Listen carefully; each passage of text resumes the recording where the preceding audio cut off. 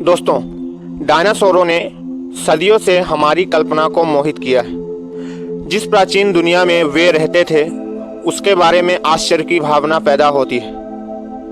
ये शानदार जीव लाखों साल पहले पृथ्वी पर आए थे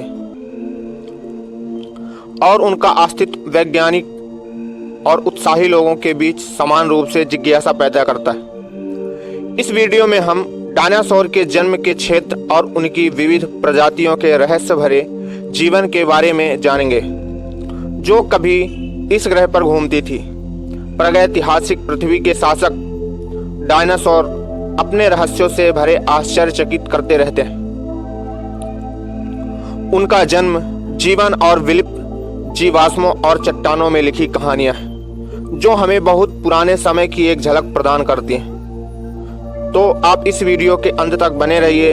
चलते हैं उस युग में जिस युग में डायनासोर रहते थे। आज से कई करोड़ों साल पीछे चलते हैं। दोस्तों, ये तो आप सभी जानते हैं कि डायनासोर का अंत कैसे हुआ था, परंतु क्या आप जानते हैं कि इतने विशालकाय और खतरनाक डायनासोर का जन्म कैसे हुआ था और वो क्या खाते थे, वे रहते कहाँ थे, उनके चलने की स्पीड क्या थी? क्या आप जानते हैं कि आज भी डायनासोरों की कुछ प्रजातियां जिंदा हैं? दोस्तों, आज से करीब 23 करोड़ साल से लेकर 6.5 करोड़ साल पहले तक हमारे ग्रह पर अब तक के सबसे आश्चर्यजनक जीवों में से कुछ ने शासन किया।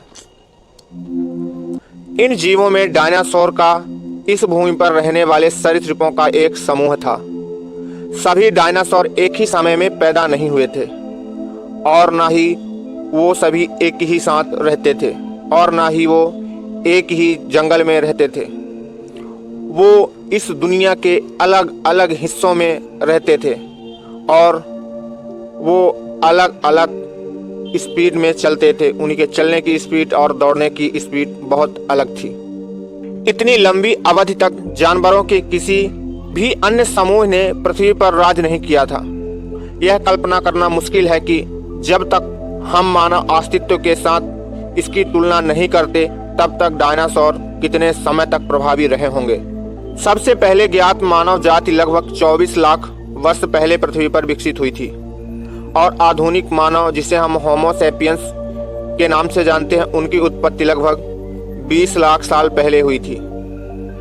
डायनासोरों की सफलता का एक कारण था उनका विकास बहुत जल्दी होना।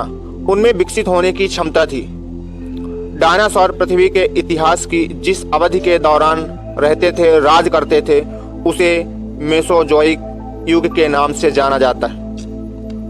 दोस्तों, यह युग 18.3 करोड़ साल तक माना जाता है और इसे 3 समय अवधियों में विभाजित किया जाता है। इसको पहले तो ट्रिसिक पीरियड और दूसरा जुरासिक पीरियड कहते हैं और तीसरा है क्रिटेरियस पीरियड। इन तीनों युगों के बारे में भी जानेंगे और उस समय डायनासोर की कौन सी प्रजाति किस युग में विकासशील थी, वह भी हम बताएंगे। आप वीडियो के अंत तक बने रहिए। जिस दुनिया में डायनासोर रहते थे वह आज की दुनिया से काफ़ी अलग दिखती थी। ट्रिसिक काल के दौरान पृथ्वी पर सिर्फ एक ही महाद्वीप मौजूद था। उस सुपर कॉन्टिनेंट को हम पैंजिया के नाम से जानते थे, जिसका मतलब होता है सारी धरती। आज हम जिस देश को पहचानते हैं वे उस समय मौजूद नहीं थे, या वे उस स्थानों पर नहीं थे जिस स्थानों पर अभी के समय है। समय के साथ ट्रासिक डायनासोर पूरे पैंजिया में फैल गए और समय के साथ पैंजिया महाद्वीप विभाजित होने लगा। जुरासिक काल तक यह लॉरेशिया और गोंडवाना नामक 2 भूमियों में टूटने लगे और लाखों वर्षों में वे अलग अलग जलवायु और पौधों और डायनासोरों के समूह के साथ छोटे छोटे महाद्वीपों में विभाजित हो गए, जो प्रत्येक नए महाद्वीपों के रूप में नई प्रजातियों के विकसित होने के लिए था। क्रिटेशियस काल के समय तक महाद्वीप उतने ही दिखते थे जितने वे आज हैं। लगभग 24.5 से 6.6 करोड़ वर्ष पहले के समय अधिकांश डायनासोर विकसित हुए थे। इसी अवधि को मेसोजोइक युग कहते हैं। वैज्ञानिक इस युग को अलग अलग तौर से परिभाषित करते हैं। तो चलिए जानते हैं वे अलग अलग युग कौन से थे। पहला हम बात करते हैं ट्रिसिक पीरियड का, अर्थात 25.2 करोड़ से लेकर 20.1 करोड़ वर्ष तक। यह वह युग था जब सरीसृप पहली बार जीवों में विकसित हुए, जिन्हें हम डायनासोर के रूप में जानते हैं। हालांकि वे जिस पृथ्वी पर रहते थे वे आज की पृथ्वी से बहुत अलग थी। लगभग सभी जानवर पृथ्वी के एक अत्यंत गर्म और शुष्क भूभाग पैंजिया में निवास करते थे। दूसरा है जुरासिक पीरियड, जिसे 20.1 से 14.5 करोड़ वर्ष माना जाता है। दोस्तों, इस अवधि में पृथ्वी पर तापमान कम हो गया था, जिससे अधिक पानी, पौधे और डायनासोर विकसित हुए। तीसरा है क्रिटेशियस पीरियड, 14.5 करोड़ से लेकर 6.6 करोड़ साल तक। दुनिया भर में अधिक महाद्वीपों के निर्माण के साथ डायनासोर अधिक रूप से स्वतंत्र और विकसित होने लगे, जिससे अधिक डायनासोरों में विविधता पैदा होने लगी। इसमें टायरोनॉक्सस रेक्स और वेलोसिरैप्टर्स वास्तव में क्रिटेशियस अवधि में दिखाई देने वाले जुरासिक थे। दोस्तों, आपने क्या सोचा कभी कि डायनासोर आखिर खाते क्या थे? दोस्तों, डायनासोर की प्रजातियां कम से कम 500 की थी। दोस्तों, डायनासोर की लगभग धरती पर 500 से भी अधिक प्रजातियां थी।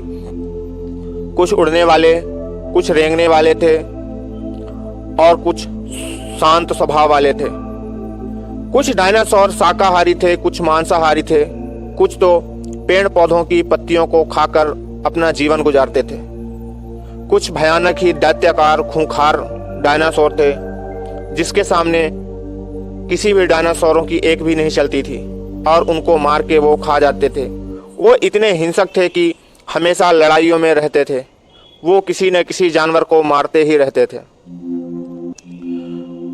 शांत स्वभाव वाले जानवर, शांत स्वभाव वाले डायनासोर सिर्फ शाकाहारी थे। वह पेड़ पौधों की फूल पत्तियां, फलों को खाकर गुजारा करते थे। दोस्तों, डायनासोर की चलने की एक अनुमानित स्पीड लगभग 33 किलोमीटर प्रति घंटे की थी। अगर उनकी दौड़ की बात करें तो वो लगभग 87 किलोमीटर प्रति घंटे के हिसाब से दौड़ सकते थे। डायनासोरों का अंत वैज्ञानिकों के द्वारा माना जाता है कि एक समय ऐसा आया जब पृथ्वी पर अंतरिक्ष से एक आग का गोला एस्टेरॉयड के रूप में धरती से टकराया। यह एस्टेरॉयड अगर 30 सेकंड पहले या 30 सेकंड बाद गिरता तो यह पानी में जाके गिरता, समुद्र में। यह डायरेक्ट हमारे पृथ्वी से टकराया। उस समय इतनी ऊर्जा उत्पन्न हुई कि डायनासोर भी उसको देख नहीं सकते थे